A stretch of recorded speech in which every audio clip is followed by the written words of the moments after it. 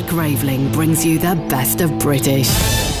Welcome back, you're listening to me, Matt Graveling, Best of British Unsigned for another week. Don't forget, if you want to find out more information about the show, it's allthews.bobunsigned.com. From there, like us on Facebook, follow us on Twitter. Alternatively, you can submit your music for consideration for global airplay, just like all of the artists on this week's show did.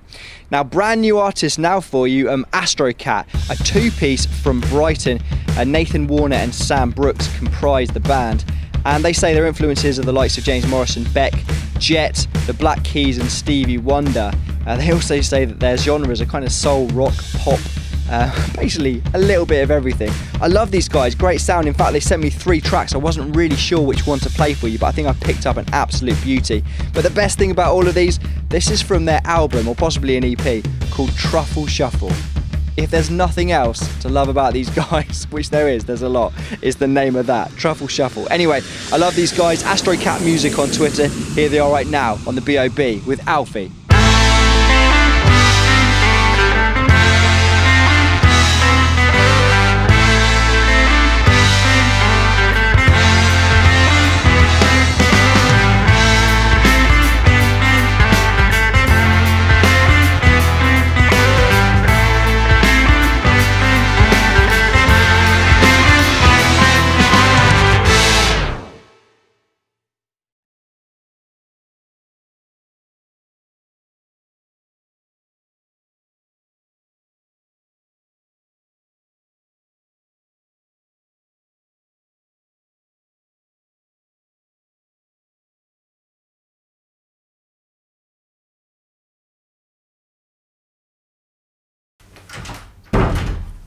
Hello.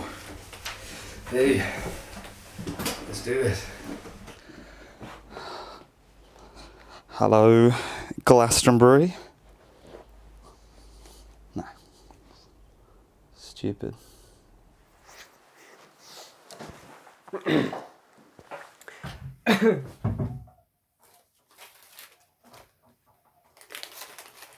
Right, should we do this?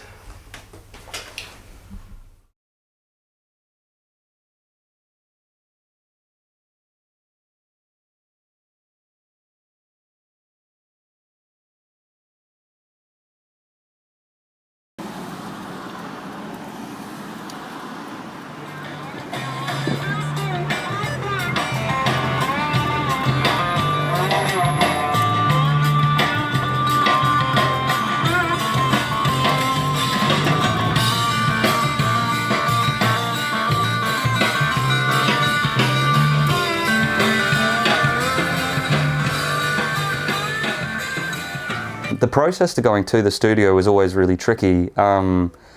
It's hard. How do you summon up all of these feelings and prepare yourself for this emotional, discharge? And we did that with this sweet little pie shop in Nerang, where the locals knew us, and we would go there and we would talk about life and love and.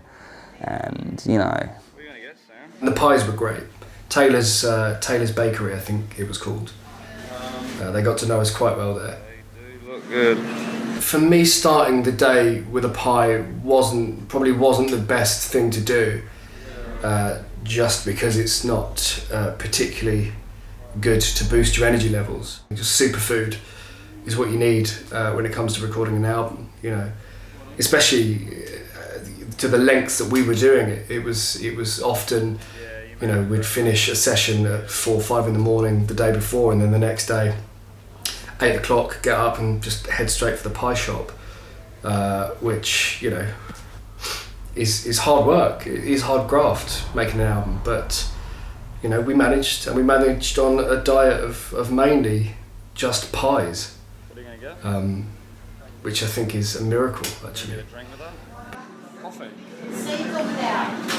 Yeah, my favourite part about recording the album was definitely the pies for sure. There's no better way to start a big day in the studio than a freshly baked pie. Yeah, it was nice. It was a really nice thing to do. Do you want Tommy K? Yeah. Less reverb? Maybe, yeah. Well, me and Sam have been playing music for a long time. And I think the unsung truth would be a band recording music. Music is only a small bit of it, you know. You need chemistry, you need rapport, you need to work well and communicate with each other. So I guess we'd been building that. We never recorded an album, but we knew how to tickle each other. Both Nathan and Sam had an extremely limited knowledge of the whole recording process, which, yeah, I guess it made my job hard, but it was still good fun along the way. Yeah, quite often I'd find Sam sitting next to me at the mixing desk. I reckon though it was just for show for the camera to make him look like he was a part of the whole process, for sure. But you know, I'd humour him. I'd push up faders, you know, make him seem like he was a part of the whole mixing process. But, you know, he'd suggest things and I'd just humour him.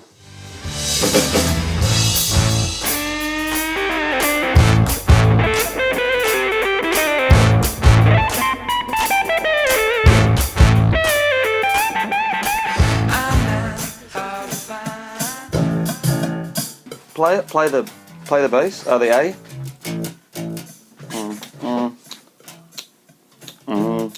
You can do. I'd rather not. I was thinking. I need you. Your mama don't approve, but when mama don't know, won't keep her waiting all night long, all night long, all night long. All right, now that we made all those all night longs. We made it as the second part. Yeah, because it takes a while. Actually, can you drop me in for that last line? Just drop me in. After keep going. No, sorry, keep it going. After the all night long, just after that, there's 3 after the last one. Just after I stopped.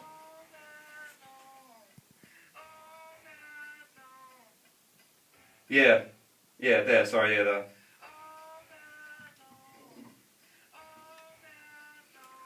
I got my kill switch shooting the lungs I go. That's it, yeah. And then drop me in there for the last 2 lines, all night long, and then the other one. Yeah, could do actually, yeah.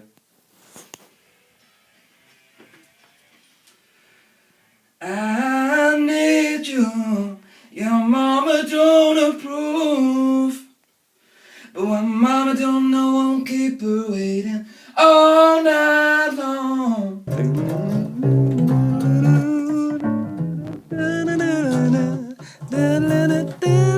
Sam was always a take one wonder. Oh shit. I've got to see the push, sorry. Came in a bit late.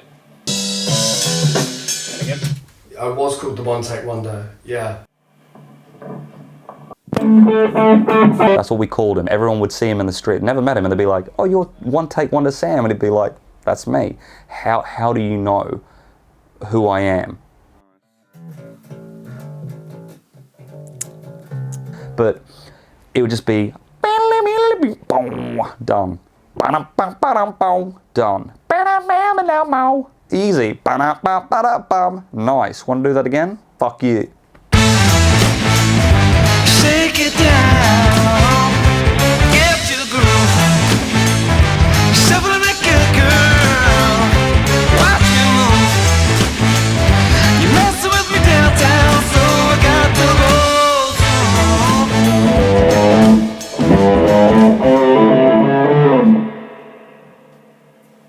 I don't know if I like that slide off.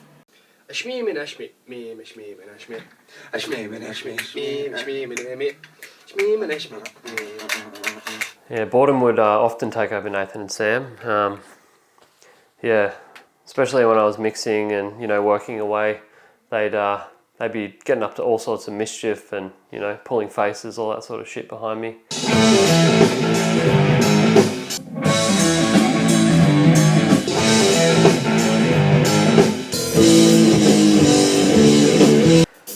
feel I was definitely the driving force with getting this album done. You know, if it was just up to those two, we'd still be here 6 years later. I don't like it. Can you just bring it down like that and tighten it up? It's just the bottom. Yeah, no cross. See how that goes. Yeah, so about, it would have been about 2-3 months into recording the album, we got John Vince, one of our drummers over in England, to come on over and help us with the album, which was great because Dan at the moment was recording the sound engineering and setting up and picking us up and taking us for pies and some snacks now and then and coffees and lunch. So he was doing a lot. So we got John Vince over just so, you know, it'd be a bit unfair if he was playing the whole album. So I've got coffee biscuit mouth still. So after playing on Back Foot and Sleepy Squeeze, the boys thought it would be easier to actually fly a drummer over that they knew from the UK. Yeah, I still don't understand the logic in that, but oh well, it was their decision to make, I guess. But yeah, John, he was good. I liked him. He was good to work with. He was quite timid, a little bit shy, but he did get the job done. Well, John didn't have much time for waiting around.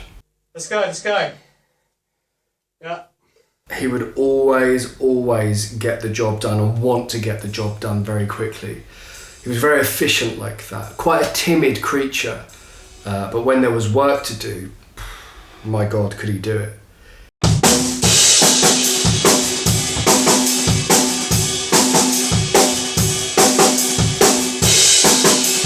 It was spectacular to watch. I mean, he is a beast behind the drums. Not much of a personality.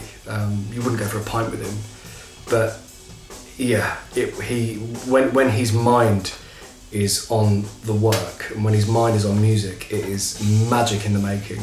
It really is. That's why we got him over. You know, we knew he was exceptional, and we also knew he had nothing else going on. John Vince was doing literally nothing at the time, just kind of hanging around England. So he was perfect. We were like, hey, can you come on over and record an album? And instantly he was saying, God, yeah. And he only gave us a bit of rent.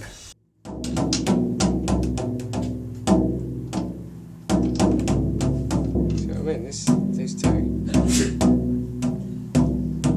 And it was just really good for him to be a part of something this big. You know, I don't think it's ever happened for John before. So it was nice to give him a leg up, I suppose. I hate drums.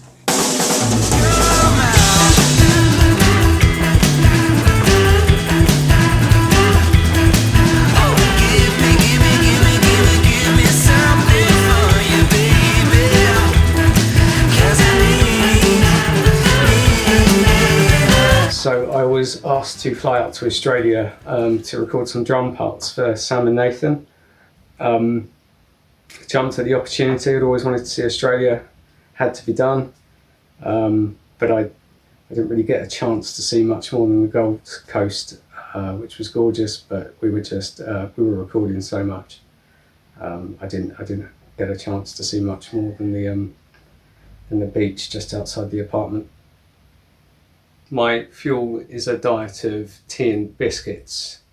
I take a packet of biscuits everywhere I go, and Australia was no exception. I find they help, especially with the drumming. They give me energy, especially with the fast-paced songs.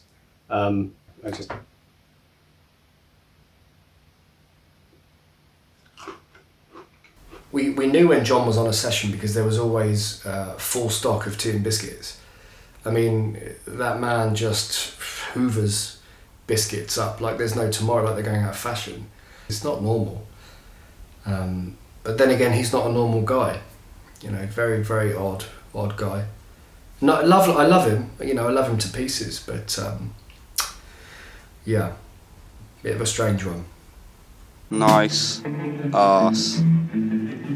What you doing, Sam? So we ended up having two different drummers, kind of just, Dan had his style and then John Vince had his style. So together we were just dabba dabba dabba dabba. Perfect.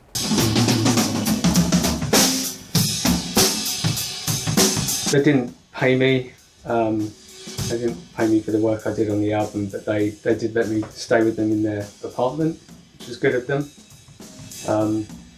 Yeah, they split the rent with me and they gave me a bedroom.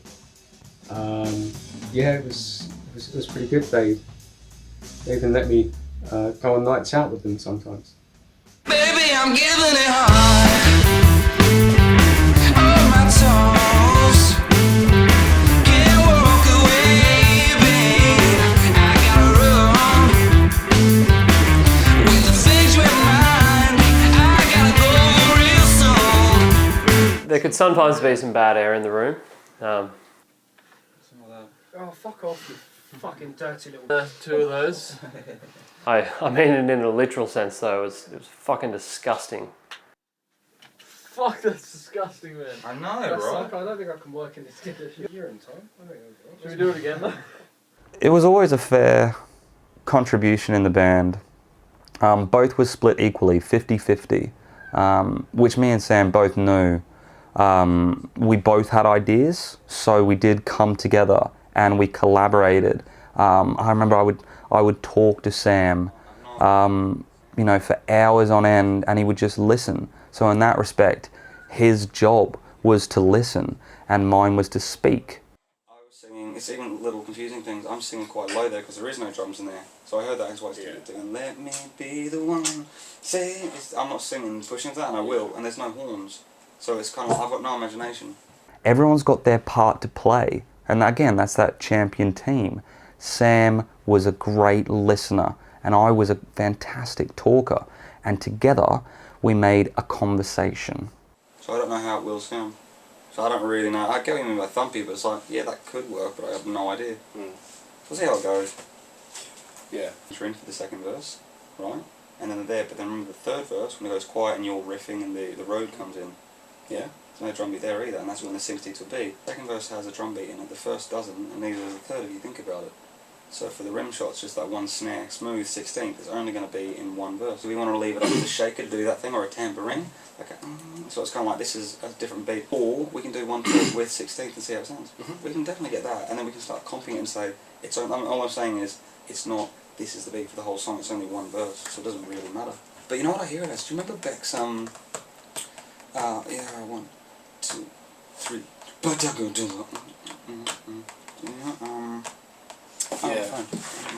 I know what you mean. Yeah, I know some. I think I like this, I don't know. I don't know if that would work though. I think just EQ it, man. Just EQ the fuck out This of one it until something works. But I think until we do it, until we EQ it, we won't know. Hey Dan, can I steal a rollie? Yeah, Rez.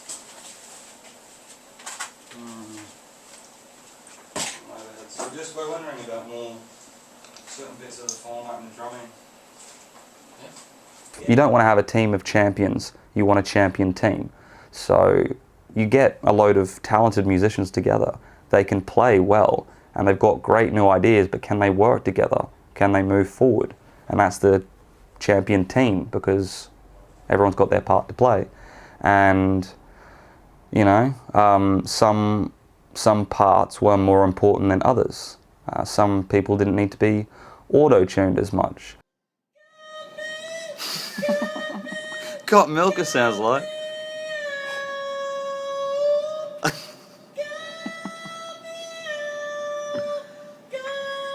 Just give me a headache. I know.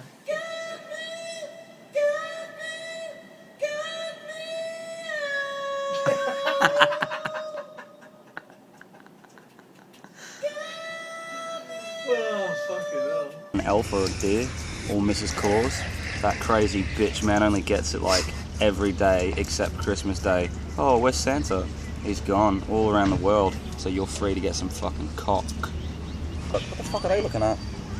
So I met Sam in college. I ran into him down the street and I was selling a suitcase full of DVDs. And yeah, bumped into him and he said, still want me to move in? And he moved in. And he moved into, I was in a flat above a jacket potato shop called Spuds. Just one room. I slept on a king size bed and we managed to get him a chair, a big chair, fold-out chair, but your feet kind of hung over, so I got him a stool from the pub that he could rest his feet on. Had nails sticking out, but yeah. And he always got more girls than me, so that was kind of funny though, right? Like, yeah.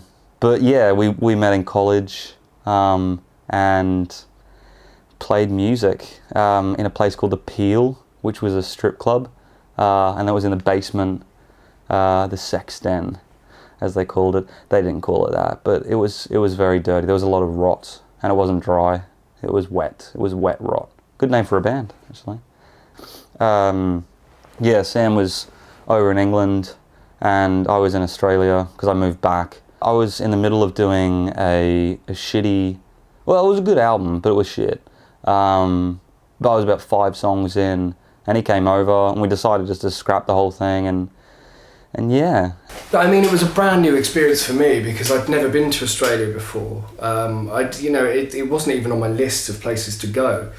But I was having a rough time here in England. I was a teacher, and none of the kids really liked me, and it wasn't going so well as a career choice. So I phoned Nathan up once and just said, look, mate, he was in Australia by this point. I said, look, I don't know what I'm doing here. I feel like we're missing an opportunity. And he immediately said, well, I feel the same. I've always felt the same. And then there was that connection. And he said, why don't you come over? And I think about 2 weeks later I was on a plane and we were going to make the album. That's how dedicated I was to getting out of the schools and not teaching those little shits anymore.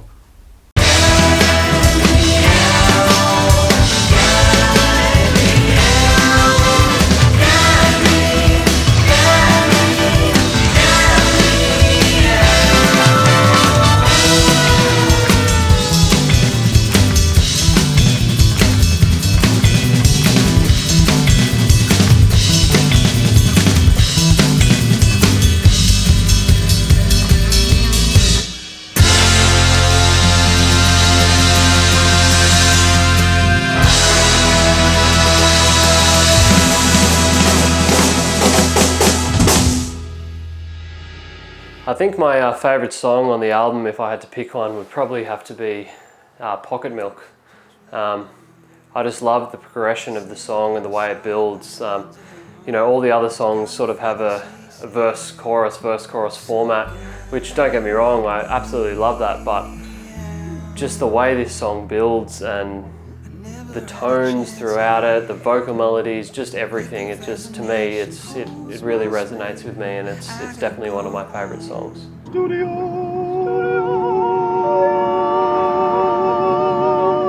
Nice. Just go a bit lower. Start lower. Studio. Let's say our favourite swear words. I like cunt. Shit, fucking tits, pussy bitch, bitch fucker, dicks, suckers, bag of dogs, dicks, bag of hairy sucking dog dick, fuckers, pigs of shit. A lot of it was repetitive, quite monotonous in many ways. When you're in the studio that amount of time, it's lovely because you're with your family. It's like a second family, but it does get tiresome very quickly. So we just found ways of entertaining ourselves, really.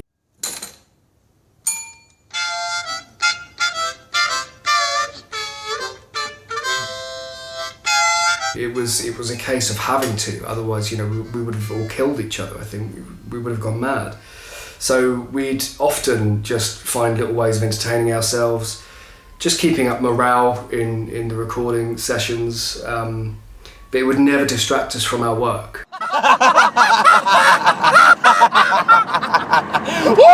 Well, of course there were lows, that's, expected. I guess music gives you such a high. I've always seen it as kind of like a drug. So, you get your hit. And it's amazing how music can really just drain you. Listening to the same music or song over and over again, they just become noises. But we found ways to entertain ourselves. Ging gang gooly gooly gooly gooly watcha ging gangu ging gangu ging gang gooly gooly gooly gooly watcha ging gangu ging gangu ging gang gooly gooly gooly watcha ging gangu ging gangu ging gangu. You know, and I guess that's what's so special about it, what's so dangerous, I should say. You're recording music and it does just drain you, and I swear to God, you're absolutely drained from playing the same stuff over and over again, thinking, is this even music? I've just heard the same thing, it's just become noises and sounds. And then when you do get something that exceeds your expectation, you're overcome with joy. But we always found ways to overcome that, entertaining ourselves.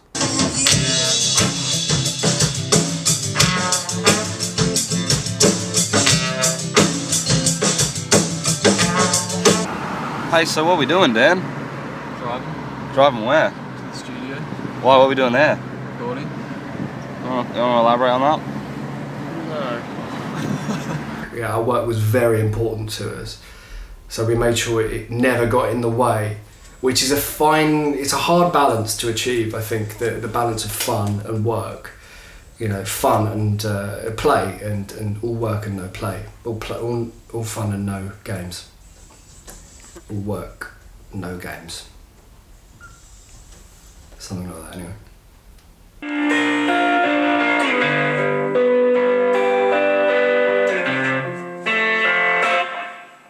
Yeah, that's it.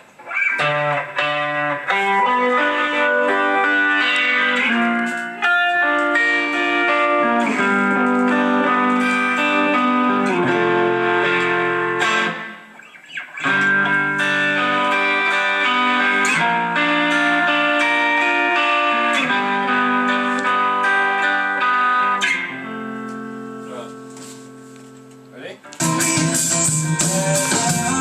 Yeah, it's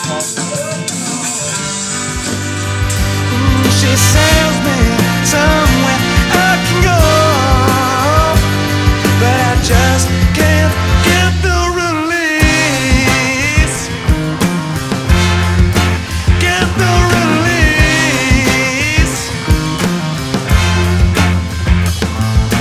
Na na na, don't go. Na na na, I said, please, woman, you can't leave me right there. We had a few session musicians come in because essentially, like the 50-50 thing, me and Sam were the band, and we kind of outsourced to different musicians. In particular, was one guy, Roden. That's Roden without the T. He played the horn. We heard him at this open mic, and he was just incredible. He was a trombone player, and he played some fantastic trombone. He was just playing this open mic, and it was just incredible, some of the sounds he produced, you know, while he was playing his trombone, just fucking stroking that brass. So we got him into the studio, and he played 2 notes, and his flavor was a little bit more, he kind of just flowed all over the place. So we just got him to play 2 notes. Keep that really simple. You want to keep that going, no variation. Yeah, because then the trumpet's going to fill in the gaps afterwards, you know? We Yeah, probably cool. could loop it. Yeah, recording brass was it was quite vexing actually, especially in Sleepy Squeeze. All we needed was just 2 notes, and that proved to be really, really difficult.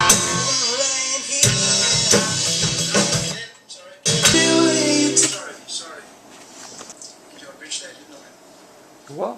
What was that, sorry, mate? I just crashed over you then when you came back in with the vocal. That's right. No, that's what we want. He was too ahead of his time to deal in those parameters. You know, some people they're just exploding, and he couldn't confine his creative magnificence to us. So we ended up getting a new guy in who played that and the rest of the brass parts, because, you know, auto-tune, it can't always save you. So we ended up getting someone else to record it, but were still faced with the same problems.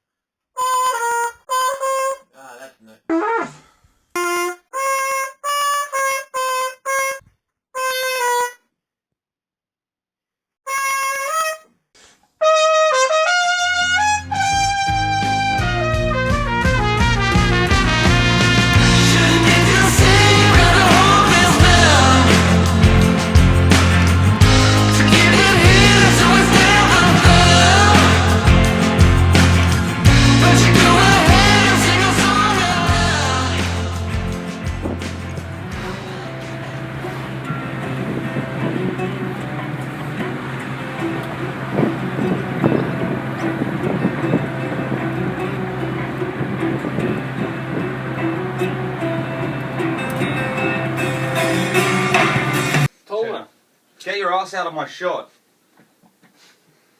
Up to down shin.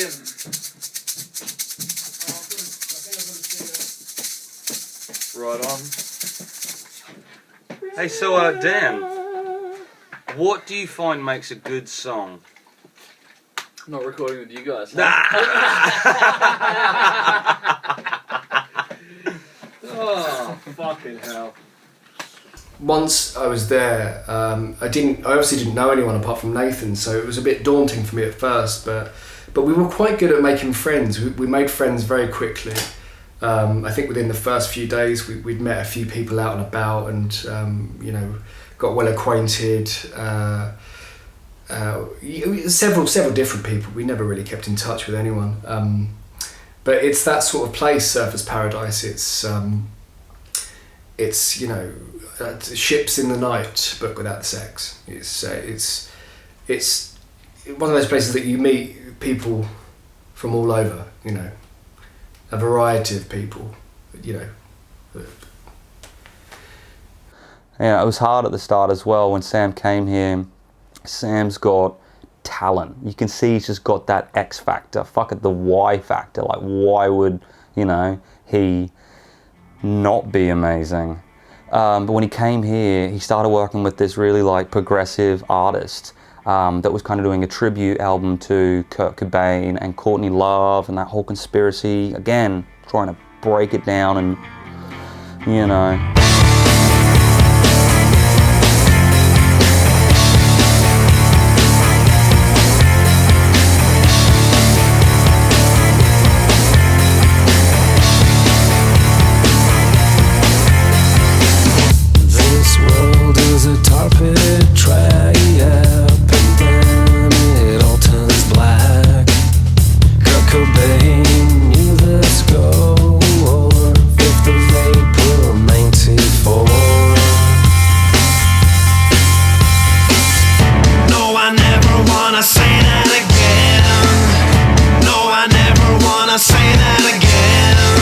drumming for them, which was hard. I had to kind of figure out a way where I didn't manipulate or control him, but I bent him to my will. Not break, that's the thing. You don't break people to your will, you bend them, you know what I mean? So by 4 weeks he was bent.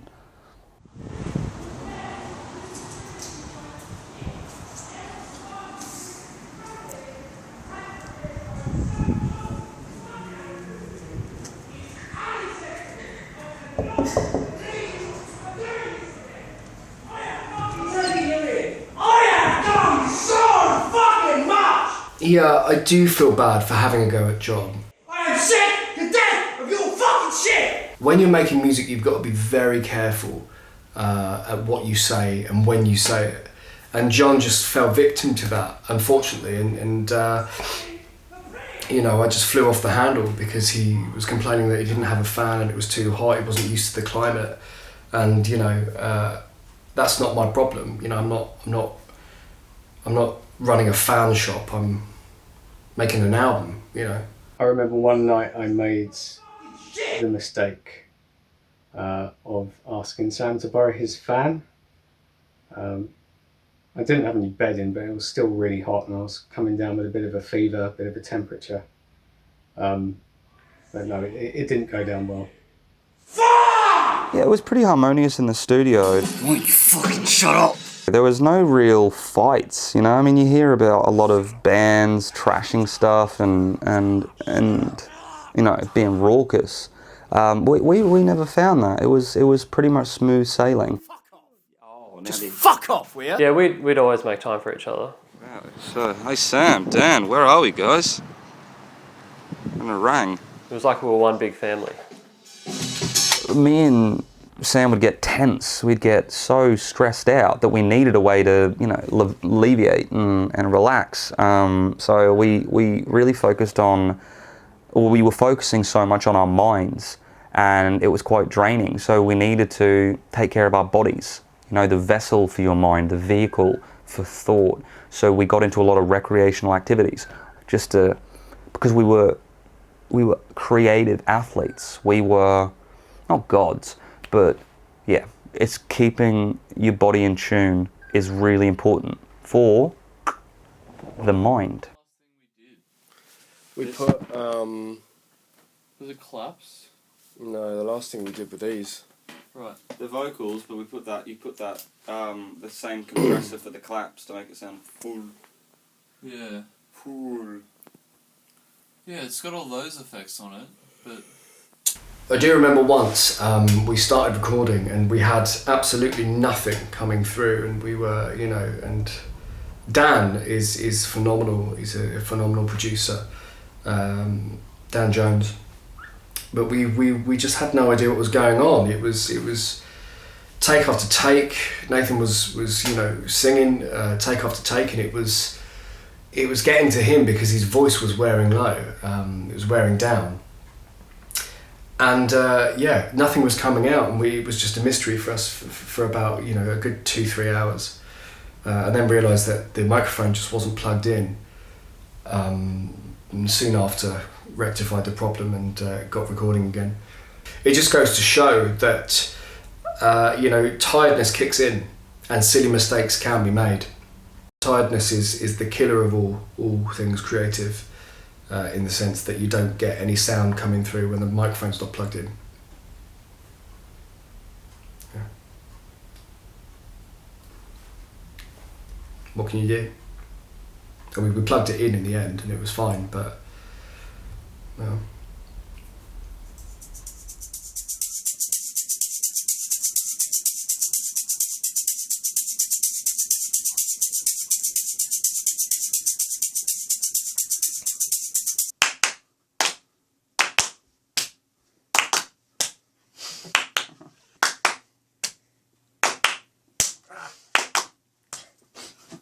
Should we do this? Yeah, should we do this? My hands are hurting quite a bit now. I know it's a game, I'm sharp to close. I've been locked down in chains to set me loose. Give it out to me, give it out to me.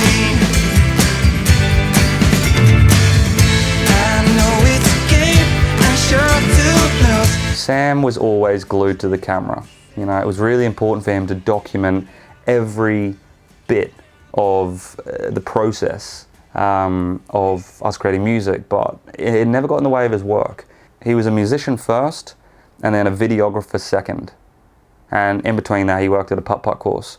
But mainly those two, with a bit of putt-putt, bit of miniature golf. I've got any money in my account, I don't think I do. We didn't need jobs because the music was our job. You know, I didn't go out there to work. I mean, we did work. We worked hard on the album, but I didn't go out there just to work. You know, I didn't well, we went out there to work on the album, the music, but I didn't go out there to work in a shop or so, you know.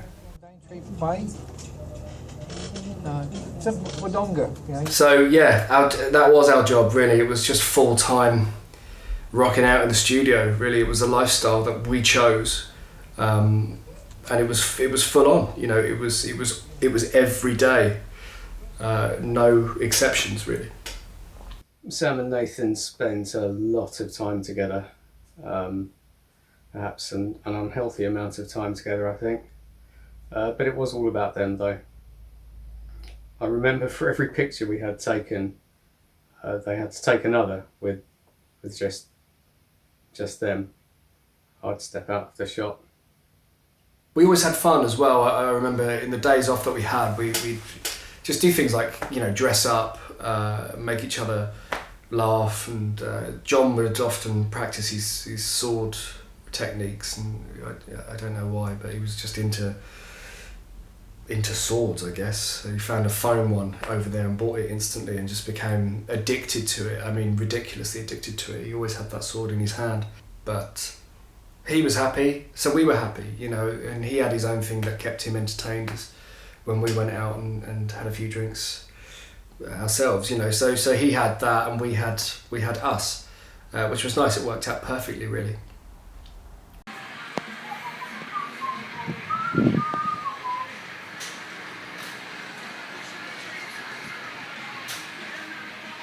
The photo shoot was interesting because it's capturing a picture. Gold Coast, to kill the actor. Oh yeah. For, you know the Cool Rocks on weekend. How much do they pay you again? It's a four-figure number for doing a tattoo show in Sydney. If one is seen as being more predominant than the other, fans can think, oh, you're the lead singer, oh, you're the front man. So I had to be really careful to make sure that Sam didn't slip into the background and that he felt equal. You know, being a frontman, I was very sensitive, or aware to the sensitive situation of being in the limelight. Being the frontman doesn't have to necessarily be in the front. This was an equal partnership between me and Sam. We did try doing our own photo shoot, just ourselves, just setting up a camera, getting some items of clothing that kind of matched the look that we were trying to go for, and went for it. But what we weren't really too pleased with the outcome. It wasn't on par with what you'd expect a band of our caliber to have. You know, you'd expect good shots. So that's exactly what we did.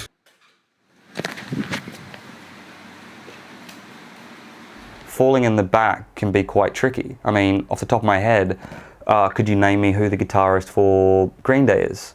Who's the guitarist for Nirvana? Who's the guitarist for Lenny Kravitz? It's tricky because they're contributing so much and they're trying their best. So I owe it to them, or him, to make sure he doesn't feel lesser. That is Astro Kat, those photos. That's exactly how we wanted to come across, you know, and I think they look great, and I think the whole thing is uniformed very nicely.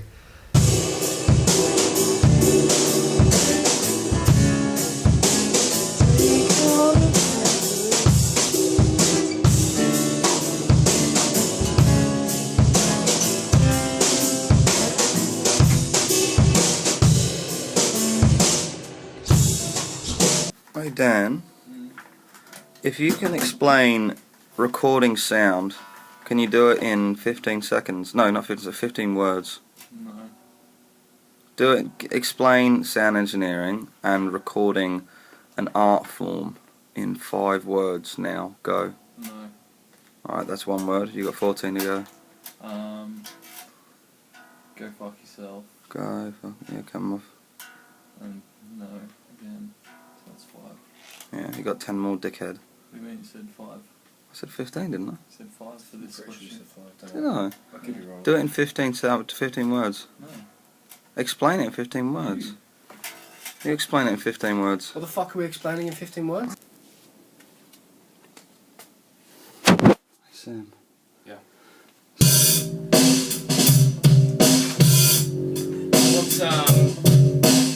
What input am I going into? I found a tone. What input am I going into? The one next to the other 2. Okay. Smells like bagels in here.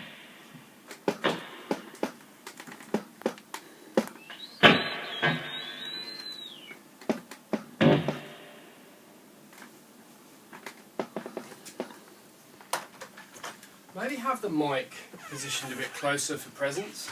Yeah. Let's try this. It also gets real bassy when you put it close. Oh really? I've Yeah. actually turned the bass up a bit. Yeah? Yeah. It had no middle in it, Right. which could be why it wasn't full. Yeah. try this.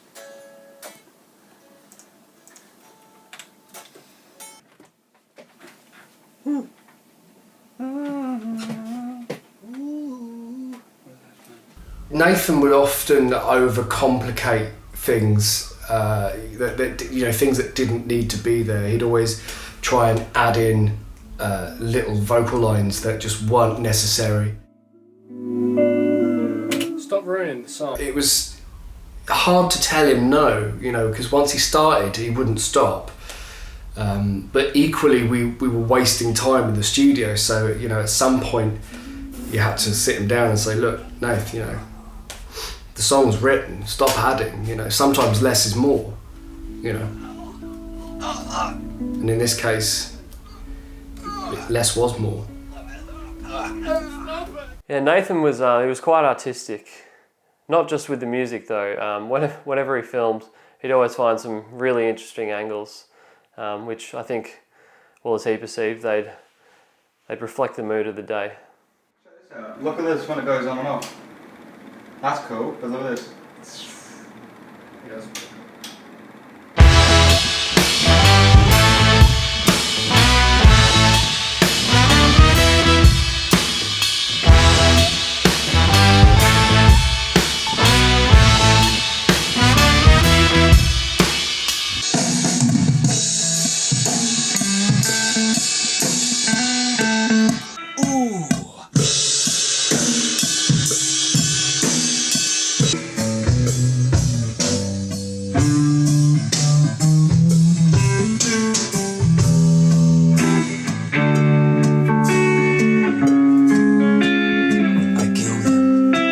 Hey Sam. Oh, you're Dan. Oi Dan. Yeah. What's going on? What you doing now, man? Patching. Patching what? Guitar mics. Yeah, why are you doing that? What's that mean? To get sound. Do you guys want to go out for a smoke? Yep. I think after every single take, the boys suggested to go for a smoke break. I'd really hate to think of how many smokes we had during this whole recording process. A year is a very short amount of time to get an album done, so I was quite impressed with us, to do it in such a short amount of time. But there we go. That's what you get when you're committed.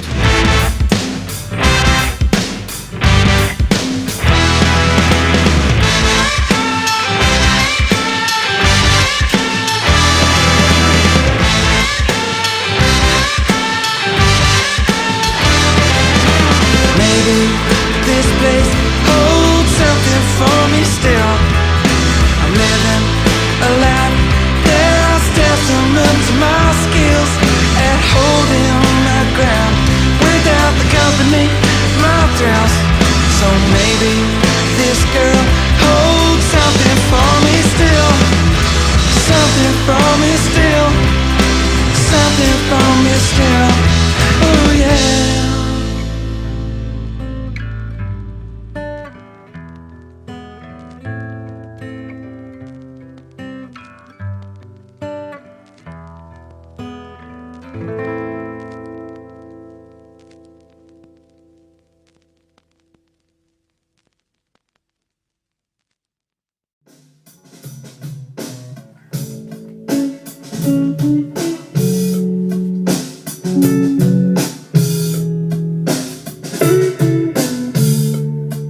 The time on the Gold Coast was good for us. We had a year where we just focused on our craft, all of our art, and we just kind of brought it in together.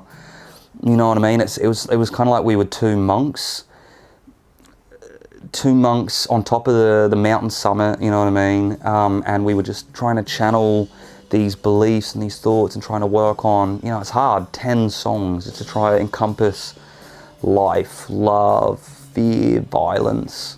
But yeah, it was a point of solitude and quiet reflection.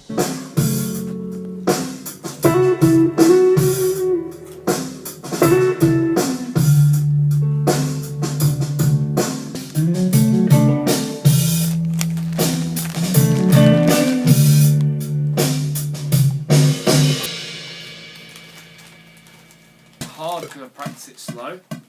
You're sounding good though, you don't notice how shit you are. Like, if you are, I didn't notice. Nice, I love how you did that John Mayerfield and then fucked it up. Sounds really John Mayer, sounds really good. I like it, it's Christmassy.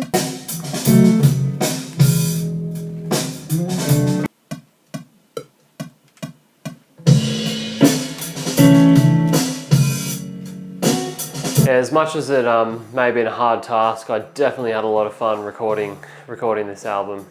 I genuinely had a really good time. You know, created lifelong friends, created memories, and we created a product that we should all really be proud of.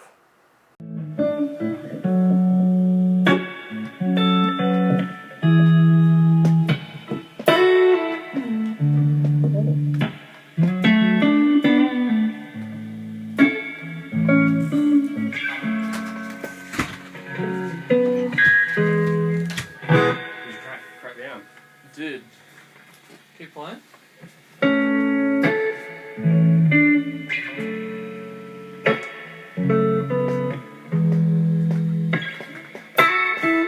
We were always writing, me and Nathan. It was so important to us, and something that we just couldn't switch off as well. It was always go, you know.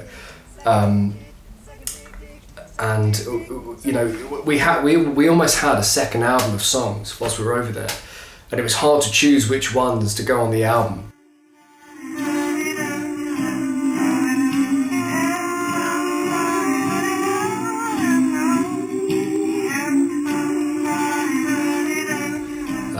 But I felt like we made a right choice at the end of it, because I feel like the album flows very nicely. It's got a continuous sound but not repetitive. You know, it throws surprises at you left, right and centre, but also feels like it's one item, you know, it's one piece of music. But yeah, always writing.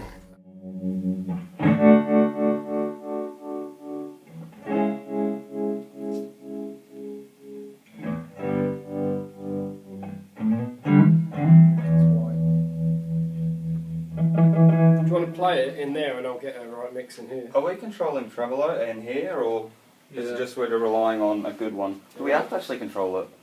No, we don't know. One of the things I really like about the Astro Kat album is, although, you know, it's Nathan and Sam, that's the band. I mean, yeah, I recorded a couple of tracks of drums, they got John in, they got a few other musos in to record, you know, brass sections and all that sort of thing. But other than that, it's a two-man band, and you know, the depth within the music is just ridiculous. Like, there's horn sections, there's guitars, there's bass, there's drums, there's organ. Like, there's pretty much name any instrument, it's on there. There's a cello on there. It's just such a good album, and I absolutely love it. And I had so much fun, even just set aside all of that. You know, picking the tones, so much thought went into that. All the intricate details of the sounds mattered. It wasn't just Sam saying, oh, you know, I want a dirty guitar tone. We spent hours on that. We went through multiple amplifiers. We used different microphones. We used different guitars, different preamps, spending hours EQing, just getting that perfect tone. And then the actual tracking of the album didn't take that long, you know. The takes were there, the musicianship was there. It was getting the sound right and making sure we were happy with, I guess, how the sound was building. You know, and on that note, although the guys had a really good idea in their head of what they wanted the song to sound like, the pre-production of the album was as we were recording the album. So, you know, they knew that they wanted a horn section to go here. They knew that an organ would play here. But, you know, building that sound and actually make it happen and come to life, that all happened as we were recording. You know, which I guess is why it took so long to do it. But, you know, in the end, I think I'm incredibly happy with the product, and I'm sure the guys are as well. But yeah, it's looking back on it, it was an experience of a lifetime, and yeah, it's a really good album and something where we should all be proud of 100%. after my month was up and my job was done, I headed back to London. The guy showed me where the bus stop was, just 3 minutes down the road again. Ended up stupidly getting on the wrong bus. I missed my flight, had to get another ticket. But still, I was super excited to hear the album, and I was just so grateful to be on it. I still haven't heard it yet. I think they're busy guys. So at the moment, I'm about 2 streets down from where me and Sam lived, in Surfers Paradise, Musicians Paradise, more like, which is, you know, it's fun, it's good. I've got no regrets. Why would you? Yeah, I've got a missus, and I've got my own video production company now. Probably because you're a personal developer, so you like to develop people opposed to just on your own, like a schizophrenic. So I do a lot of corporate shoots. I do a lot of board meetings and USP development, customer discovery. It's almost like I've graduated. I've evolved into something far beyond what I was. I thank Sam every day for what we worked on, but now it's time to step it up. You know, we're 2 lonely travelers, and we separated, and now Sam's doing whatever, and I'm doing lots of, you know, growth, and it's good. I think we've all moved on, if I'm honest. I think that time was then, and this is now. And you know, we've all got our own things going on. You know, for example, I've been doing that. Got my own EP, which I've just released, Beneath the Build, Samuel Brooks. You know, I've moved on. And that's what I'm up to now. It's an EP, just an EP, 4 tracks. It's $5.99, just over £1 a track, which, you know, these days is pretty good going. I know you can stream stuff on Spotify, but never really got the hang of that. So yeah, you know, we're all moving on. Bandcamp, it's on Bandcamp and Amazon. So we've got different projects, and this is mine. Nathan's doing his little videos and stuff, and John, I don't know what John's doing. I've not spoken to him since recording the album, actually. Dan is, you know, he's married now. He's got a kid on the way, which is great news. I've got a second one coming out as well, by the way.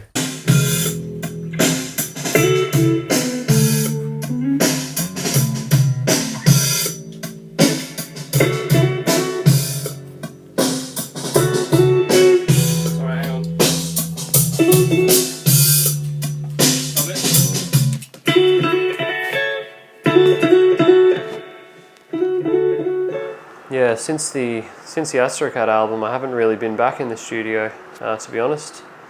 Found myself mixing corporate cover bands, doing Taylor Swift covers. Settled down, married, got a baby along the way. Yeah, it's good. At the end of the day, what is success? What is, when you know you've made it? You know, that's the question I want to ask to you. When have you finally achieved what you want to? And, you know, there's a great hole in a lot of artists, at least half the population. And I guess I wanted to fill that hole. And I think I've done that now with, you know, with everything. Life since recording has been pretty good to me. My arthritis has got much worse, so it's harder to actually play for long periods of time like I used to be able to, but I'm still teaching. Yeah, I mean, 6 years ago I was probably at the peak of my form, so they chose a good time to record those songs. Feels like it's slipped away a little bit, but I'm still enjoying myself. I guess when you're in the studio, you could feel it building and you could feel that product sort of coming to life. So that was something really, really special to be involved with Nathan and Sam for sure. I think we'd be lying if we said we didn't miss it. I know I do.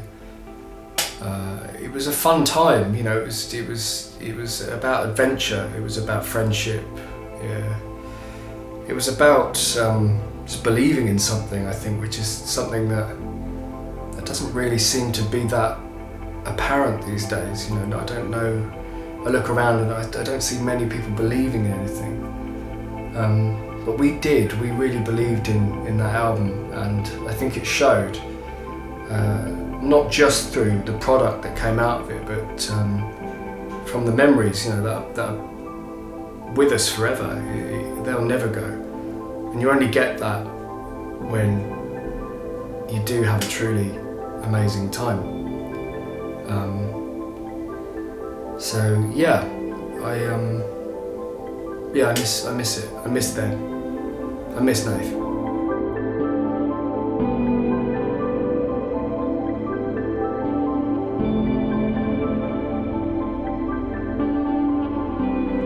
Would I do it again?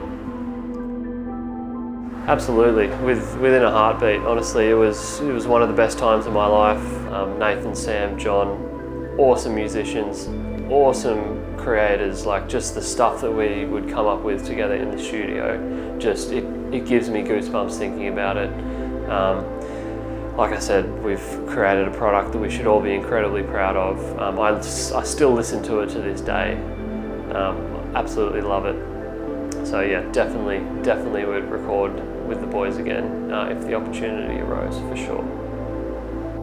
Yeah, I would. I really enjoyed it. I know the guys pretty well now. Well, actually, I haven't heard from them for about 4 years, but yeah, it was enjoyable.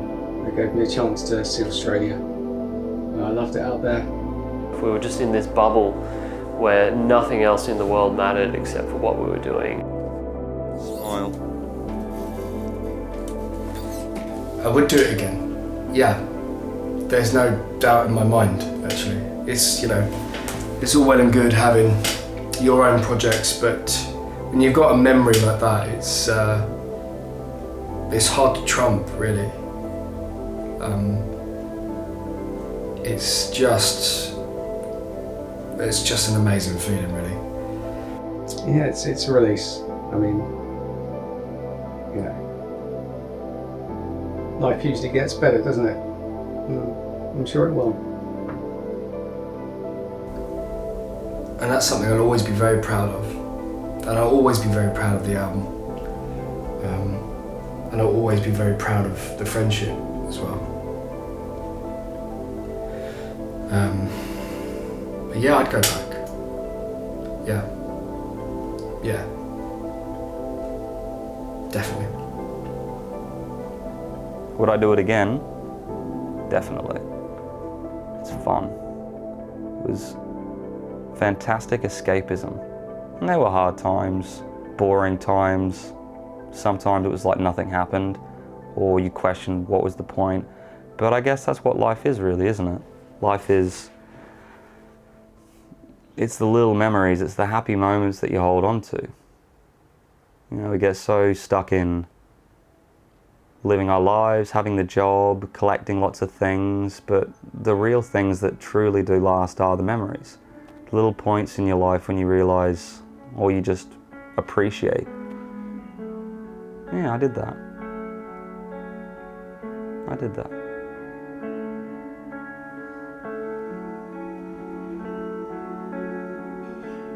That was a good thing we did. I'd do it again. And again and again and again and again.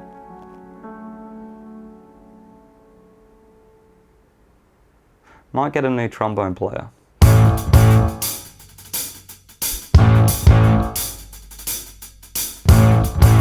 Baby, baby, oh baby, I know you don't really move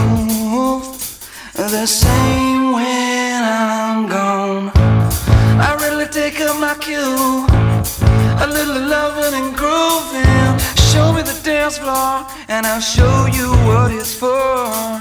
'Cause through the week on my own, sitting around and scratching my bone.